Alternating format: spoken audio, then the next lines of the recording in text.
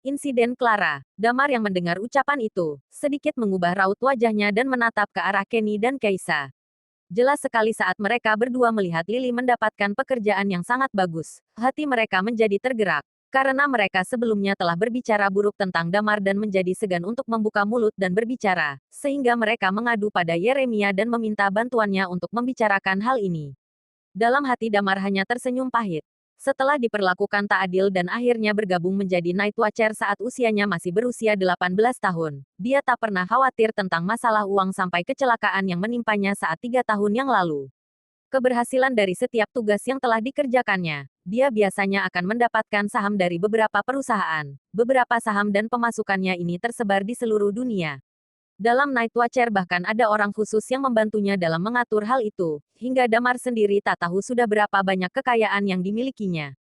Tetapi semenjak 3 tahun itu selama dia kehilangan ingatannya, dia benar-benar merasakan betapa kejamnya kehidupan dalam masyarakat ini. Jika kamu mempunyai susu maka menjadi seorang ibu, jika kamu mempunyai uang maka menjadi seorang ayah.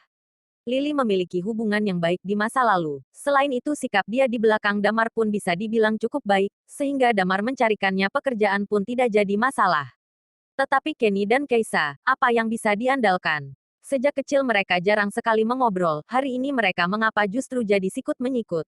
Bahkan sampai akhirnya Tom berhasil dilumpuhkan sekalipun, dia masih saja tak mau mengakui itu. Damar bukanlah sosok yang suci. Kalau bukan karena menjaga perasaan ayah ibunya, dia bahkan rasanya ingin mengatakan pada ayah ibunya untuk tidak bergaul dengan orang seperti Nita. Dia menghela napasnya dan berkata, Om, bukannya aku tak mau membantu. Tetapi aku dengan Pak Binar walaupun memiliki hubungan persahabatan seumur hidup, tetapi itikat seperti ini. Bertambah satu jadi berkurang satu. Aku baru saja meneleponnya dan memintanya mengatur pekerjaan untuk Lily. Tapi jika sekarang aku menghubunginya lagi, aku rasa sikap seperti itu kurang baik. Wajah Kenny dan Keisa menampakkan sedikit kekecewaan. Tetapi di saat yang bersamaan, perasaan mereka campur aduk antara kecewa dan juga marah. Mungkin dalam hati mereka berpikir, Damar telah membantu Lily tapi tak membantu mereka, pasti karena ada ketersinggungan. Di sebelahnya, Rudy dan Maya saling memandang, terpancar kekhawatiran dari tatapan mereka, khawatir akan kebencian dari hati Yeremia. Yeremia hanya menghela napasnya, oh begitu, ya sudah kalau begitu. Sore harinya mereka masih berada di hotel. Setelah makan malam, Rudy berkata, sekarang sudah bisa santai. Bagaimana kalau kita ajak ibu untuk melihat rumah yang diberikan oleh Damar? Damar menggerakkan bibirnya. Dia baru menyadari kalau dirinya benar-benar sudah lupa jalan dan merasa canggung. Lalu dia berdeham dan berkata, ayah, ibu, kalian ajak nenek dan paman pergi saja. Aku sudah ada janji makan bersama teman. Jadi aku akan pergi duluan. Rudy menganggukkan kepalanya. Baiklah kalau begitu, kamu hati-hati ya.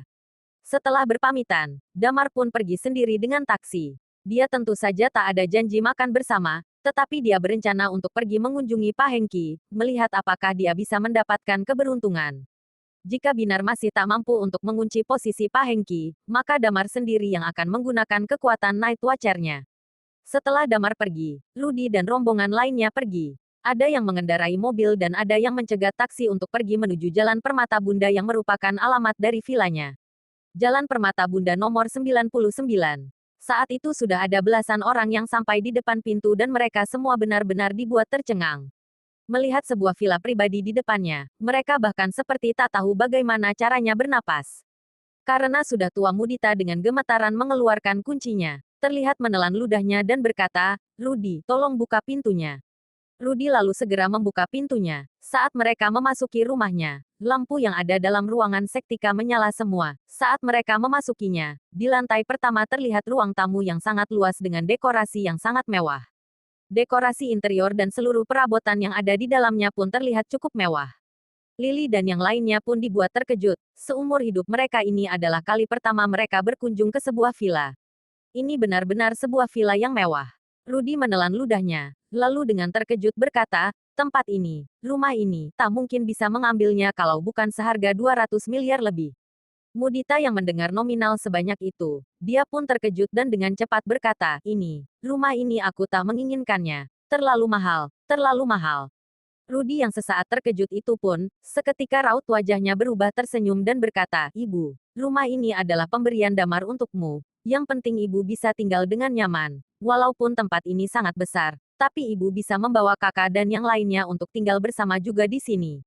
Mudita terdiam sejenak lalu menganggukkan kepalanya. Boleh saja, nanti yang lainnya pindah saja ke sini. Membuat ramai suasana rumah akan lebih baik. Di sebelahnya, Kenny dan yang lainnya menunjukkan raut wajah bahagia. Sekalinya mereka datang, tak ada ekspresi wajah lain selain terkejut saat melihatnya. Hanya Maya dan Rudy saja yang binar tatap matanya menunjukkan wajah sedikit kekhawatiran. Kali ini Damar benar-benar memberikan mereka kejutan yang sangat besar. Kartu berlian Bank Royal, bahkan bisa membeli sebuah villa semahal ini. Damar selama bertahun-tahun itu tak mendekam dalam penjara, lalu apa yang dia kerjakan? Mengapa bisa memiliki uang sebanyak itu? Damar benar-benar tak tahu kalau Binar telah mempersiapkannya sebuah rumah yang sangat besar, dan justru malah membuat orang tuanya menjadi sedikit khawatir. Saat ini dia menaiki taksi menuju komplek LS tempat kediaman Pak Hengki. Tempat ini adalah area perumahan kota. Saat Damar telah tiba di depan pintu rumah, dia mendengar dengan saksama. Sepertinya sedang tidak ada orang di rumah. Tentu saja dia menjadi tak terburu-buru untuk pergi. Lagi pula ini masih belum terlalu malam, mungkin saja Pak Hengki belum pulang. Dia berencana untuk pergi ke warnet. Tetapi pada saat itu, ponselnya bergetar. Lalu dia mengambil ponselnya dan melihatnya sekilas dan ternyata ada pesan dari Clara. Ternyata dia mengirimkan sebuah lokasi. Selain itu, tak ada hal lainnya lagi. Hati Damar menjadi tak tenang. Dia tahu sepertinya terjadi sesuatu pada Clara. Lalu dengan cepat dia mencegat sebuah taksi. Setelah menaiki taksinya itu, dia melihat sekilas posisi lokasi itu berkata, pergi ke Flow Fire Bar. Clara sebelumnya sudah mengingatkan Damar, Diska mungkin akan berbuat sesuatu kepadanya ataupun pada keluarganya.